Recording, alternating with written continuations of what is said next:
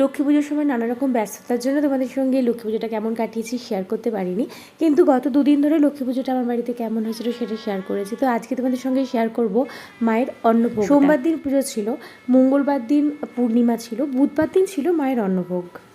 তার আগের দিন থেকেই অবশ্য আমাদের যে মায়ের ভোগের রান্নাটা হবে তার জন্য আনাজগুলো কেটেই রাখা হয়।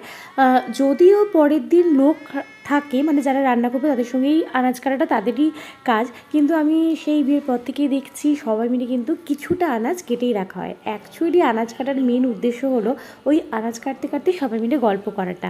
তো সেটা কিন্তু ভীষণ ভালো যখন ছিলেন উনি তো ভোরবেলা উঠে কাবলি ছোলার ছোলাটাকে অলমোস্ট সেদ্ধ করেই রেখে দিতেন। যাই হোক, প্রতিবারের মতনই একদম ভোরবেলা সবাই রান্নাবান্না করতে চলে এসেছিলো। আর আমাদের অন্নভোগে যেটা যেটা হয়, আগে শুধু খিচুড়ি হতো, কিন্তু বর্তমানে অনেকেই খিচুড়িটা ঠিকমতো খেতে চায় না, তাই আমাদের ভাত এবং খিচুড়ি দুটোই হয়ে থাকে। মায়ের অন্নভোগে আমাদের যেটা মেনু হয়ে থাকে সেটা হচ্ছে ভাত, ডাল, খিচুড়ি, পোলাও, ফুলকপি আলুর তরকারি, আলু পোস্ত আর চানা মশলা যেমন থাকে, পায়েস, মিষ্টি আর চাটনি, এগুলো থাকে। আগে আইসক্রিমটা হতো, এখন আইসক্রিমটা বাদ দিয়ে পায়েস হয়ে গেছে। আর এছাড়া মাকে আলাদা করে যেটা দেওয়া হয় সেটা 5 রকম ভাজাভুজি, দই, এগুলো শুধুমাত্র ঠাকুরকেই দেওয়া হয়, সেগুলো সবার জন্য হয় না।